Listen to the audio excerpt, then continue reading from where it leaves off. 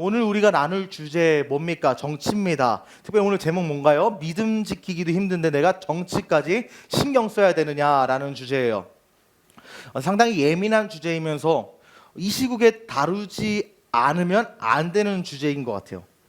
현재 대한민국의 극단적인 대립 위에 서 있습니다. 극단적인 분열, 그 분열 가운데서 국론이 깨지고요. 지역이 깨지고 사상이 나눠지고 이념이 충돌하면서 엄청나게 많은 피해를 보고 있는 게 우리나라 국민들이죠. 본래 정치에 관심이 없었다고 해도 아까 희윤자매님 말씀하신 것처럼 또 준희 형제님 말씀하신 것처럼 관심을 안 가질 수 없을 정도로 나라 전체가 시끄럽고 모든 것이 다 정치랑 엮여 있어요.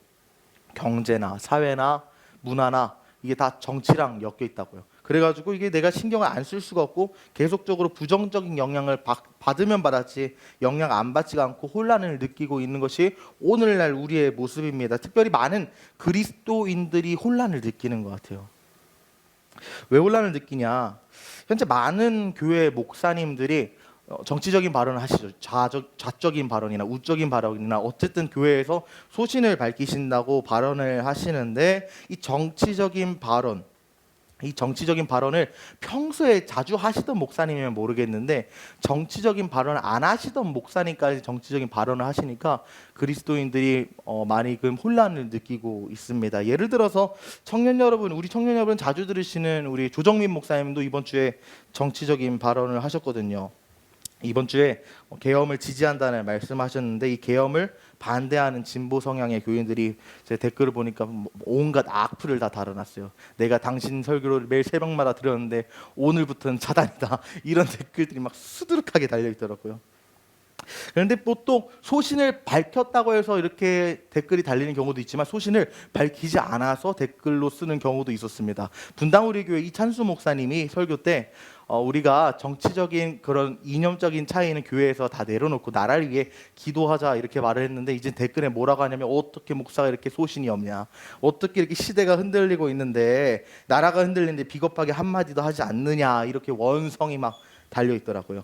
이런 현상들만 봐도 현재 한국교회 그리스도인들이 많은 혼란과 분열 가운데 있다는 것을 느낄 수 있고 체감할 수 있습니다. 저는 이 혼란의 원인이 뭘까를 한번 생각을 해봤어요. 왜 도대체 교회가 정치 가운데 혼란을 느낄까? 지금 전혀 교회가 흔들리지는 않잖아요. 가시적으로 봤을 때 교회가 흔들리는 것도 아니고 교단 정치가 흔들리는 것도 아니고 교리가 흔들리는 것도 아닌데 세상 정치가 흔들린다는 이유만으로 왜 교회가 흔들릴까를 생각을 해보니까 교회 간에 정치적인 이념의 차이가 있기 때문에 흔들리는 것도 있겠죠. 그런데 근본적인 원인은 뭐냐면 그리스도인들이 신앙과 정치의 관계를 올바르게 정립을 하지 않았더라고요. 우리는 정치와 신앙이 완전히 별개라고 생각하면서 교회 내에서 정치적인 논의를 피하거나 반대로 정치적인 신념이 너무 더 깊어져서 신앙같이 된 극단적인 극단의 경우를 우리가 다 볼 수 있어요.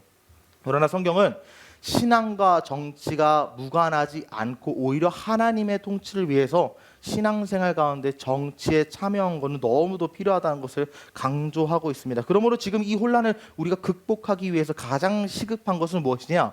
신앙과 정치 간의 관계를 정리하고 확립하는 게 지금 너무도 교회 가운데 중요한 것 같아요. 단순히 세상적인 이익이나 특정 이념을 따르기 위해 이것을 하는 게 아니라 하나님의 나라의 가치를 이 땅에 실현하기 위해서라도 이 땅의 정치의 영역에서 하나님의 뜻이 이루어지기 위해서라도 우리가 신앙과 정치의 관계를 정립을 해야 된다는 거예요. 오늘 말씀을 통해서 이 신앙과 정치의 관계를 정립하고 더 나아가 우리가 어떻게 정치에 참여해야 되는지를 함께 나누기를 소망합니다. 우리가 첫 번째로 살펴볼 것은 무엇이냐? 우리가 첫 번째로 살펴볼 것은 잠시만요. 우리는 하나님을 왕으로 섬기는 자들이다라는 이 정체성을 가져야 돼요. 신앙과 정치의 관계를 확립하기 위해서 가장 먼저 해야 되는 것은 정치를 확립하는 게 아니라 신앙을 확립하는 거예요. 우리의 신앙은 하나님을 왕으로, 우리 성삼일체 하나님을 내 주님이라고 부르는 게 우리의 신앙의 정립입니다. 여기서 이 주자가 주인 주자를 한자로 사용하는 거 다 아시죠? 성부, 성자, 성령 이 삼위의 하나님께서 나의 인생, 물질, 관계, 환경, 가정 등 모든 영역에서 주인이 되신다는 거죠. 교회에서 신앙생활 할 때만 주님이 내 주님이 아니라 내가 세상에서 무엇을 하든지 그 모든 영역에서 주님이 나의 주님, 나의 주인이, 나의 왕이 되어야 된다는 거예요. 그런데 우리는 본래 하나님을 주님으로 섬기던 자가 아니잖아요. 하나님을 믿기 전에 내 인생의 주인은 나였어요. 내 뜻대로 결정하고 내 민족을 위해 살아갔고 내 가정을 위해 살아갔고 내 힘을 의지하며 살았어요. 그런데 예수 그리스도를 주로 고백하고 믿고 내 주님으로 인정한 순간에 내 인생의 왕자에서 내가 내려오고 주님을 거기에 앉혀드린 거예요. 하지만 이 예수님을 주님으로 고백한다 해서 모든 삶의 영역이 예수님이 주인된 삶을 살고 계십니까? 그렇지 못한 경우가 너무도 많다는 거예요. 썬데이 크리스천, 주일에는 탁월하고 훌륭한 그리스도인인데 정작 월, 화, 수, 목, 금, 토까지는 교회랑 상관없이 예수랑 상관없이 사는 인생들이 너무 많고 때로는 그게 나의 모습이기도 해요. 여러분 정말 여러분의 삶 전반에 예수 그리스도를 주인으로 모시고 주님으로 고백하십니까? 주님으로 고백해야 되는데 오늘 우리가 나눌 정치의 영역에서도 주님을 주인이라고 고백하십니까? 내가 투표장에 가서 후보를 선택하고 그 후보에게 투표하는 과정이나 또는 특정 정당을 지지하는 행위나 특정 이념을 지지하는 행위나 정치인을 지지하고 정책을 지지하는 행위조차도 당신은 예수님이 주인된 판단하십니까? 아니면 여러분의 생각이 주인된 판단하십니까? 하나님이 주인 되어야 된다는 거예요. 우리 하나님께서는 정치의 영역에서도 주님이 되시기 때문에 그분의 주권이 정치의 영역에서도 드러나야 하기 때문에 우리의 정치의 영역에 하나님의 주권을 인정해야 된다는 겁니다. 여러분 기억하십시오. 우리 삶의 모든 영역이 하나님의 것이고 내 인생의 유일한 주인이자 주권자요 왕이 하나님이시라고 고백한 우리의 인생이라면 나의 정치관조차도 하나님의 것이다 하고 고백한 인생이 돼야 돼요. 내 감정에 따라, 이념에 따라 또는 사상에 따라, 지역 출신에 따라 정당을 지지하고 후보와 정책을 지지하는 게 아니라 하나님의 말씀이 기준이 돼서 정치를 지지하고 그 말씀의 기준에서 정치에 참여해야 된다는 것이죠. 하나님이 기뻐하시는 것을 지지하는 것이 바로 그리스도인의 정치관이 돼야 된다는 거예요. 네덜란드의 수상이었고 또 신학자였던 아브람 카이퍼라는 우리 박사님께서 이런 말씀하셨어요. 우리 인간 존재의 모든 영역에서 우리 삶을 살아가는 모든 터전, 모든 범위에서 예수 그리스도가 나의 것이다라고 외치지 않는 한 평의 땅도 존재하지 않는다. 이게 무슨 말입니까? 이 한국 땅을 넘어서 열방, 이 온 우주, 나의 삶 전반에 예수님이 왕이 되지 않는 곳이 없다는 거예요. 그분의 주권은 모든 곳에 미친다는 거예요. 그런데 여러분 이 하나님의 주권, 모든 곳에 미치는 한 평 남짓하는 곳에까지도 미치는 하나님의 주권이 여러분의 정치 영역에 드러나냐는 거예요. 우리가 정치에 참여한 것은 단순히 시민으로서 국민으로서 참여하는 게 아니라 하나님의 통치를 이 땅에 실현시키기 위해 신앙적인 실천적 행동으로 보이는 게 바로 정치 참여입니다. 그런데 여러분 인간의 본성이 타락을 했잖아요.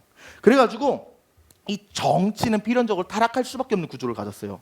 인간이 타락했는데 그 타락한 인간들끼리 뭉쳐가지고 중요한 의사결정하는 공동체가 어떻게 타락하지 않을 수가 있겠어요? 타락한 사람이 모였는데 그 타락한 사람들의 결정 집단이 어떻게 타락하지 않을 수가 있어요? 세상의 모든 정치, 모든 이념, 모든 사상은 악입니다. 그것을 우리가 전제로 깔아야 돼요. 세상의 모든 이념은 악이라는 전제를 깔아야 된다고요. 하나님의 말씀만이 우리의 절대적인 진리가 되고 절대적인 선이 되지 어떤 정치인이나 정치 정당이나 정치 이념이 절대 선이 될 수가 없는데 오늘날 많은 그리스도인들 보면 너무나 극단적이에요.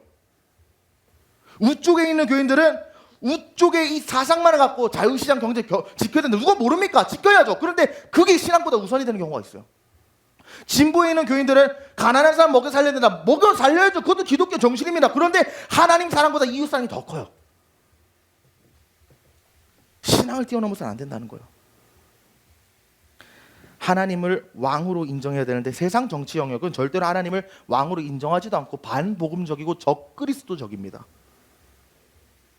적그리스도적인 정책과 지침과 법을 제정합니다. 권력 가진 사람들은 하나님을 위해 권력을 사용하지 않고 나의 유익을 위해 사용하는 사람들이에요. 절대로 하나님 주권 인정하지 않고 자신의 주권을 취한 사람들이라고요. 이런 상황 속에서 하나님이 우리에게 뭐라고 말씀하십니까? 하나님의 백성들이 가만히 있지 말아라. 하나님의 공의와 정의를 따라 정치가 하나님 말씀에 합당하게 변혁되도록 너희가 일하라고 우리에게 요구하십니다. 그 말씀이 마태복음 5장의 말씀이에요. 마태복음 5장에서 우리가 뭐라고 합니까?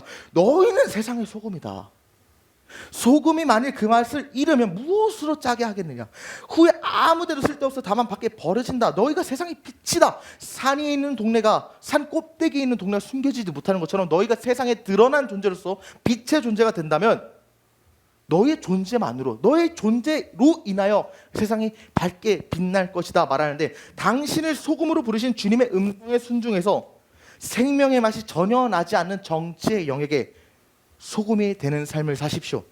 당신을 빛으로 부르신 주님의 말씀에 응답해서 흑암에 덮여 어두컴컴한 세상 정치의 영역에 빛을 전달하는 역할이 바로 우리 그리스도인의 역할이라는 거예요.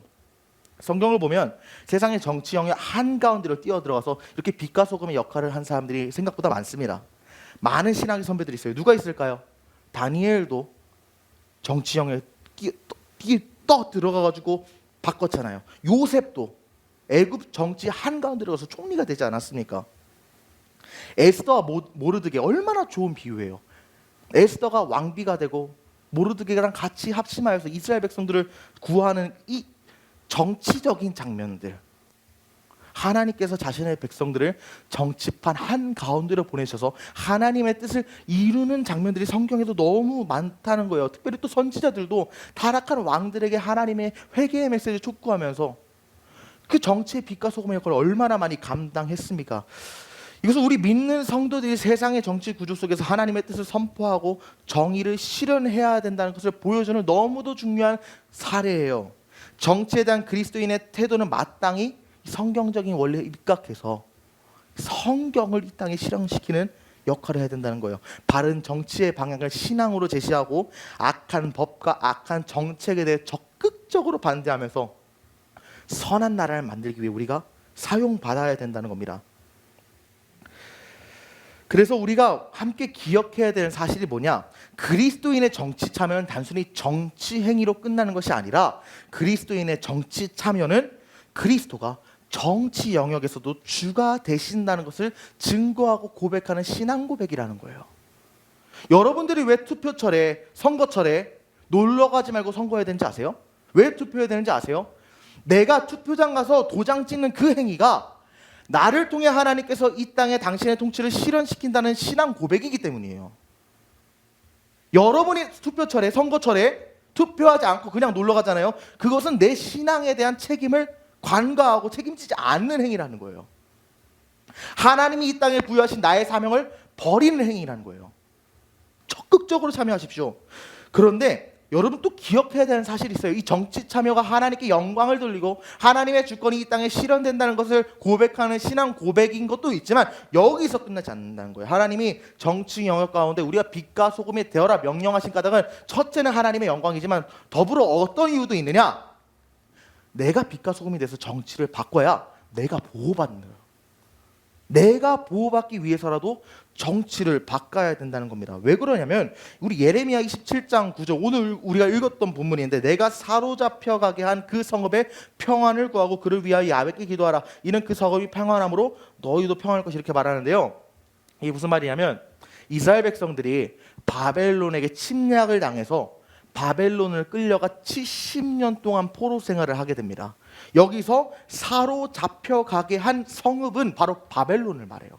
하나님께서 자신의 택한 백성이 바벨론이란 이방 민족에게 침입 그리고 침공을 당해 포로로 잡혀가게 됐는데 바벨론을 저주하고 공격하라고 말씀하지 않으시고 바벨론을 축복하고 그 바벨론이 평안이 넘칠 수 있도록 야훼께 기도하라고 말씀하셨다는 거예요. 이해가 되지 않습니다. 왜 그렇습니까? 왜 우리가 이 정치판, 나랑 상관도 없고 절대적으로 악으로 보이는 이 바벨론을 향해 기도해야 되는 것입니까? 왜 그러냐면 바벨론이 평안해야 70년 동안 포로 생활해야 되는 이스라엘 백성들도 평안하기 때문이에요. 여러분 쉽게 한번 생각해 보세요. 전쟁이 나면 병사가 죽을 확률이 높습니까? 아니면 장군이 죽을 확률이 높습니까? 100이면 100 병사가 죽을 확률이 더 높죠. 우리 장군들은 지하 벙커도 있고요. 지켜주는 병사들도 주변에서 사방에 깔려 있어요. 죽으면 뭐 처참하게 죽을 수 있겠지만 웬만하면 잘 죽지 않아요. 윗사람들은 잘 안 죽습니다. 병사는 죽어요. 전쟁터 한복판에 뛰어들어가가지고 총알 맞으면서 싸우니까. 계급이 낮은 병사가 훨씬 죽을 확률이 높고요. 다른 비유로 하면 나라의 경제 위기가 찾아오면 부자와 거지 중 누가 더 힘듭니까? 부자는 자신의 있는 재산을 유지하기 위해서 힘들지만 거지는 굶어 죽습니다. 위기와 환란이 찾아오면 밑에 있는 분들이 더 힘들어요. 바벨론에게 환란이 쳐들어와가지고 예를 들어서 전염병이 들어오던가 이방 민족들이 바벨론을 침공했다고 했을 때 바벨론에 있는 일반 백성들이 고통받겠습니까? 아니면 이스라엘 제일 하층민인 포로 이스라엘 백성들이 고통받겠습니까? 100이면 100 이스라엘 백성들이 고통받는 거예요. 그렇기 때문에 바벨론이 평안해야지 이스라엘 백성들도 평안한 거예요. 우리가 나라를 위해 기도해야 되는 까닭이 바로 여기 있는 거예요. 우리가 천국 시민이라고 하지만 동시에 이 땅에서 살아가는 소시민이잖아요. 이 땅에서 살아가는 동안에 나라가 정의롭고 평안하고 안정적이어야지 우리의 삶이 평안하고 안정적이지 않겠습니까? 우리가 나라를 위해 기도하는 것은 단순히 조국을 위해 민족을 위해 기도하는 것에서 끝나는 것이 아니라 나의 삶을 위해 기도하는 거예요. 나라 이꼴 나의 삶이라는 거예요. 나의 삶을 위해 나라를 위해 기도하십시오.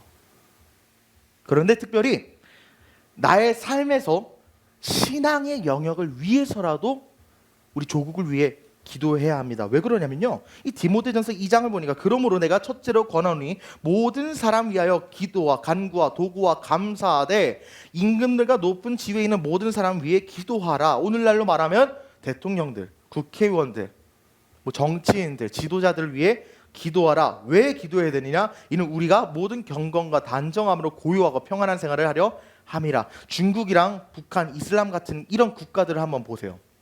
이런 국가들 보면 어떻습니까? 지도자가 교회를 핍박하고 하나님을 대적하고 그 땅에 살아가는 그리스도인들이 신앙을 가졌다는 이유만으로 죽어가요. 공개 총살당하고 고문당하고 감옥에 잡혀갑니다. 현재 이렇게 전 세계에서 내가 예수를 믿는다는 이유만으로 고통받는 그리스도인이 몇 명일 것 같으세요? 몇 천만 명이 될까요? 저도 이거 준비하면서 찾아봤는데 충격받았어요. 전 세계 기독교 인구가 20억이 약간 안 되는데 그 기독교 인구 중에서 3억 6,500만 명이 신앙을 가진다는 이유로 총살당하고 고문당하고 테러받고 있습니다.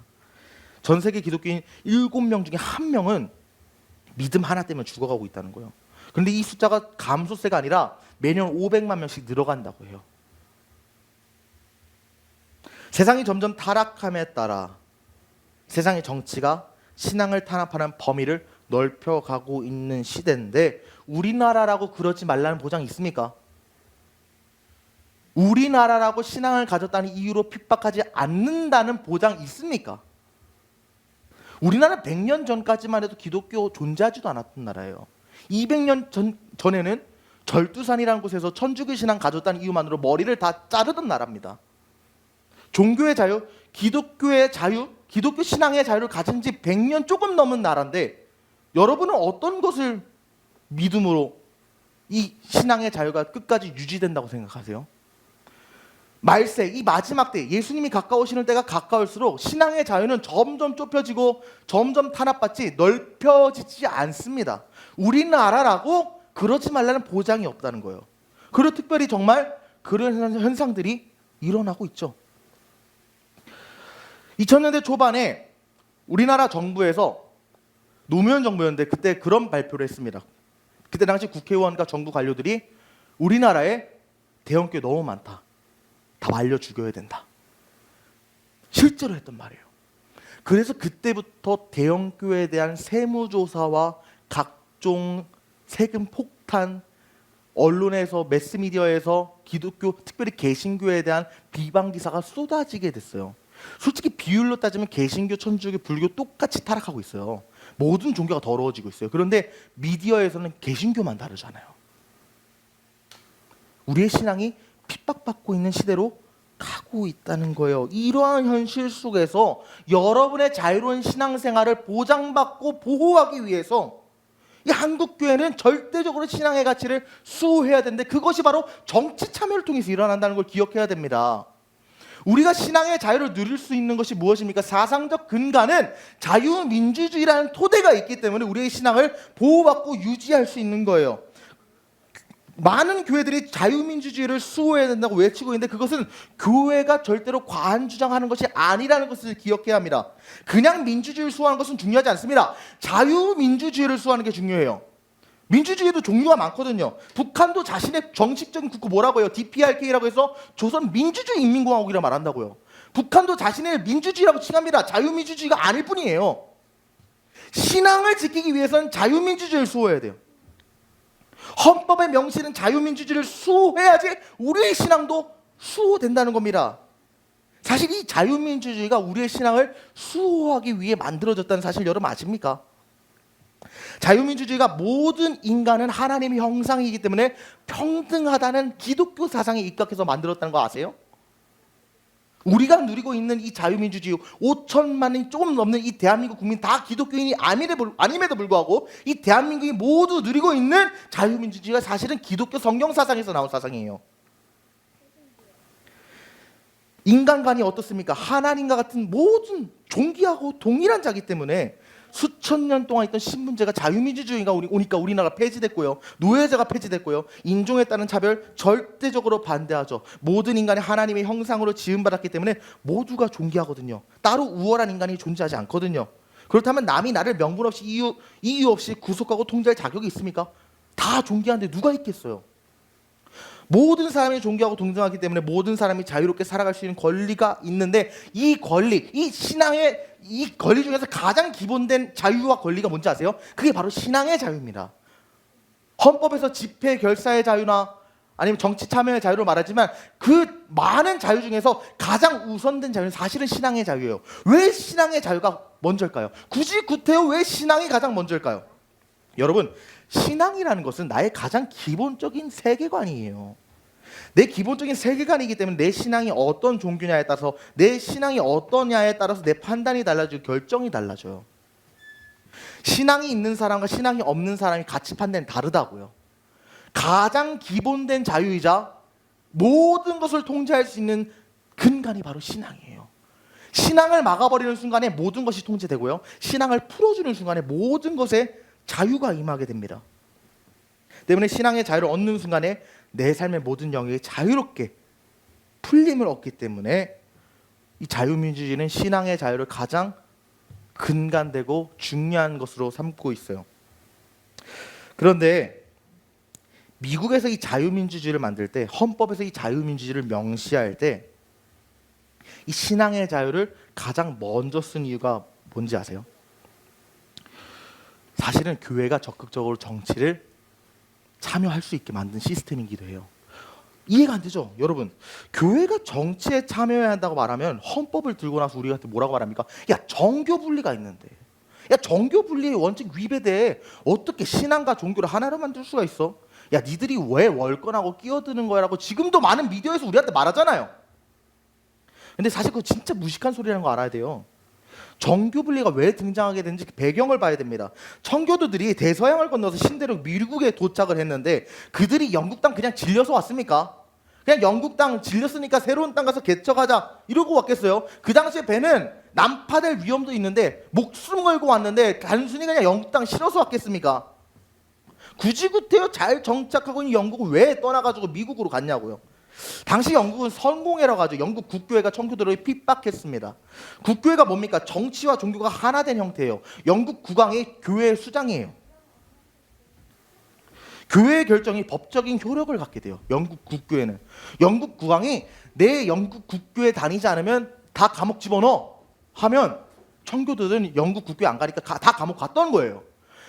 나는 영국 국교회랑 신앙이 달라. 나는 우리 교회 갈 거야라고 했던 사람들이 못 버텨서 목숨 걸고 떠난 곳이 바로 미국이었어요.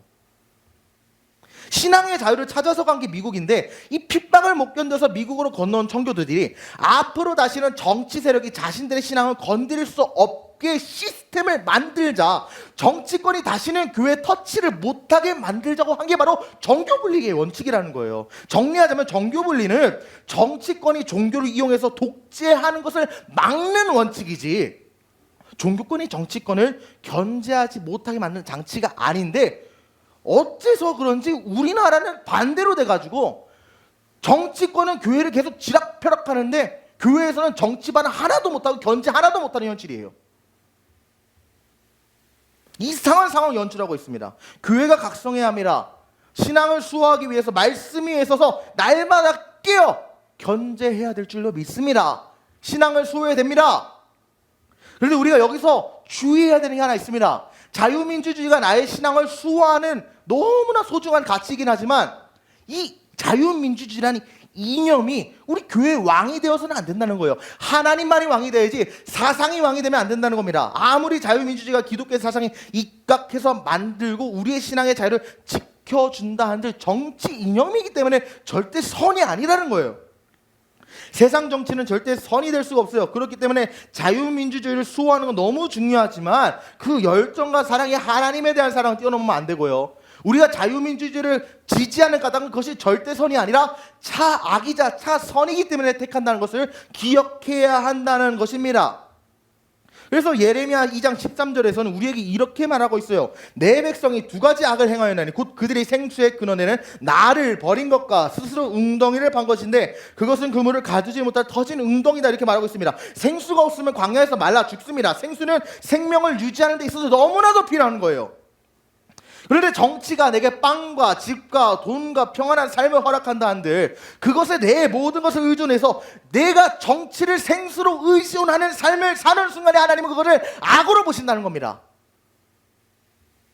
정치가 우상이 된 삶을 하나님은 대적하라고 말씀하시는 거예요.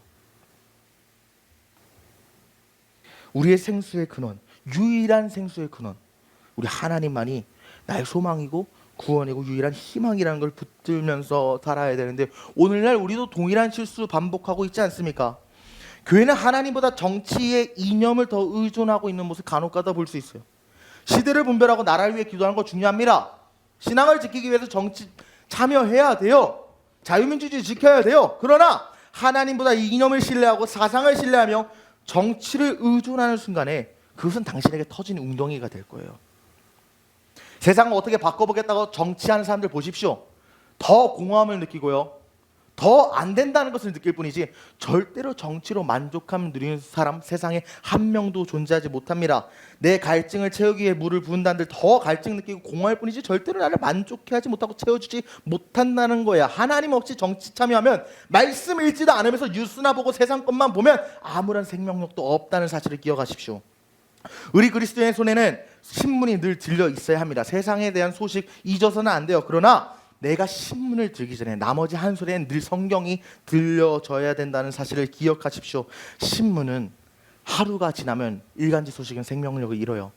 오늘 신문 내일 가잖아요. 옛날 이야기예요. 구닥다리 구시대 이야기예요.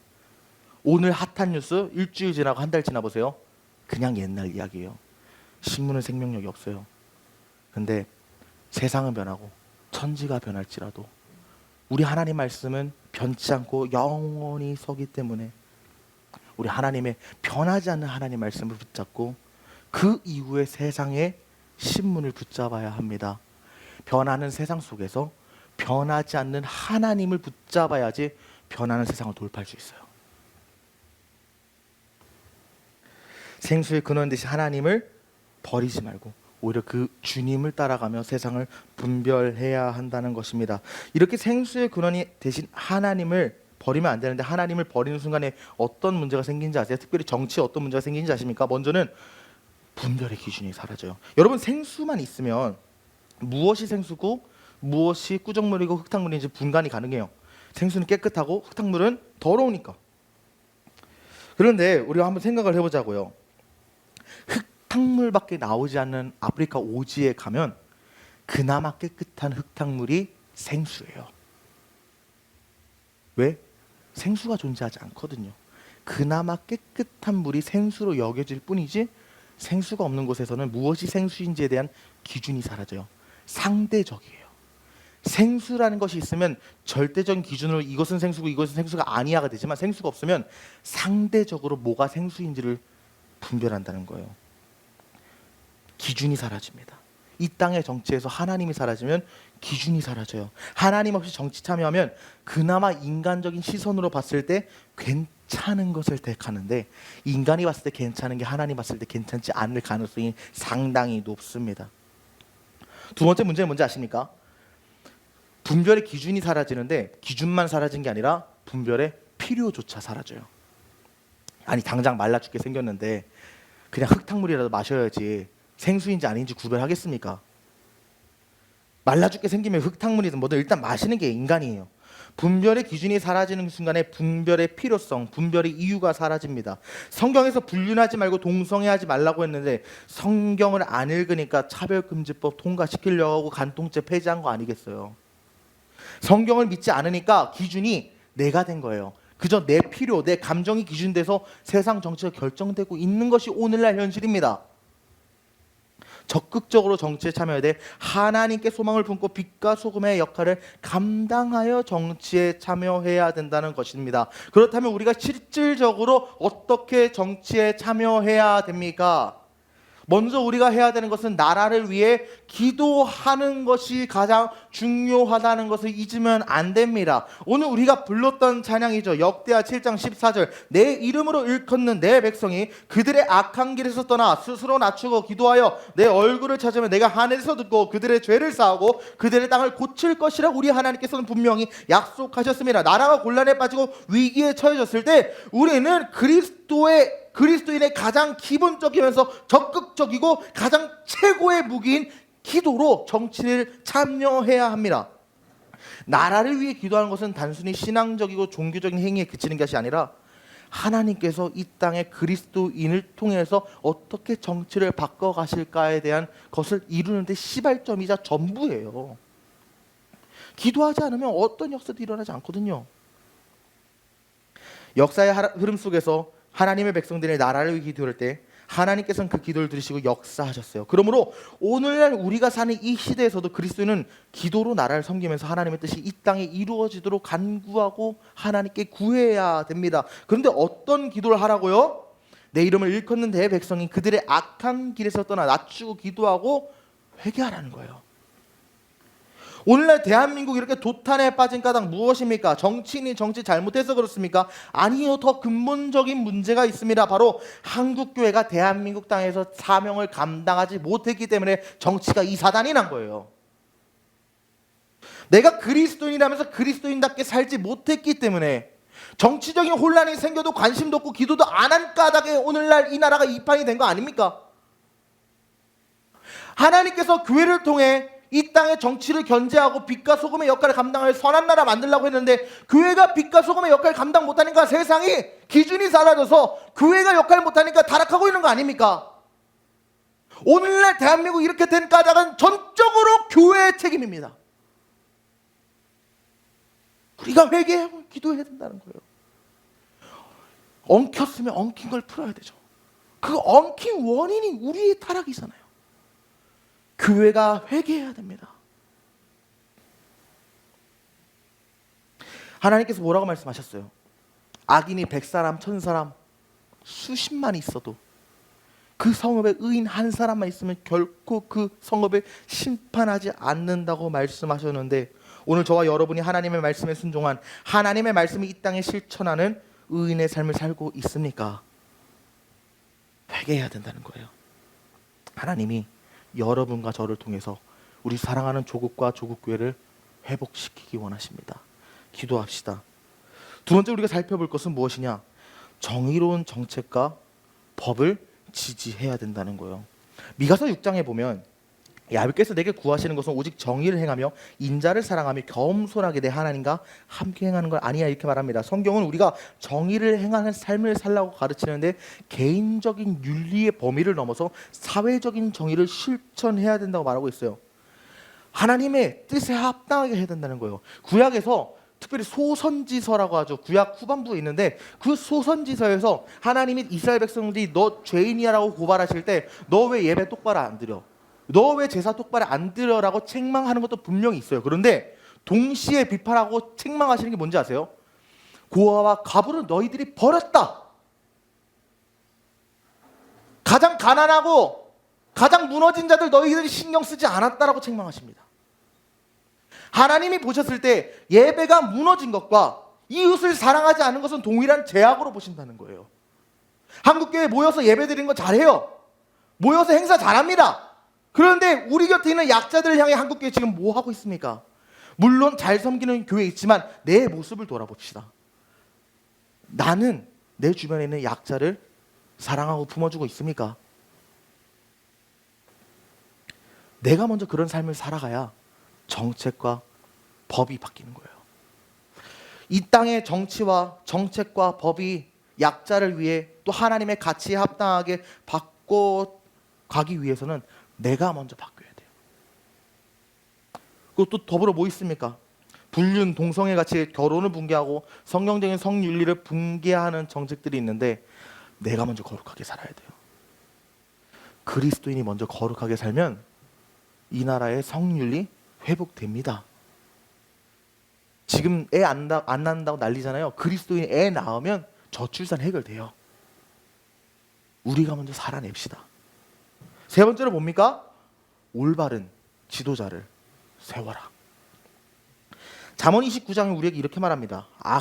의인이 많아지면 백성이 즐거워하고 악인이 권세를 잡으면 백성이 탄식한다. 지도자 잘 뽑으라는 거예요. 지도자의 도덕성, 정의가 나의 운명을 결정한다고 말하고 있는 거예요. 그리스도인은 하나님을 경외하며 정의롭게 행하는 지도자를 뽑아야 돼요. 선거에서 단순히 정치적인 이익이나 사상으로 뽑지 마십시오. 하나님의 가치에 합당한 사람 뽑기 위해 기도하십시오. 때로는 하나님의 가치에 합당한 사람인데 교회 안 다닐 수도 있어요. 그것도 고려하셔야 돼요. 하나님은 악인을 통해서도 이방 왕을 통해서도 이스라엘 구원하셨습니다. 장로라고 해서 뽑지 말라는 거예요. 다 정치적으로 이용하는 사람들입니다. 물론 아닌 분도 있지만 그런 분도 계시다는 거예요. 분별 잘해야 됩니다. 오늘 우리 대한민국의 지도자를 잘못 뽑으니까 이 사람 난 거 아니겠어요?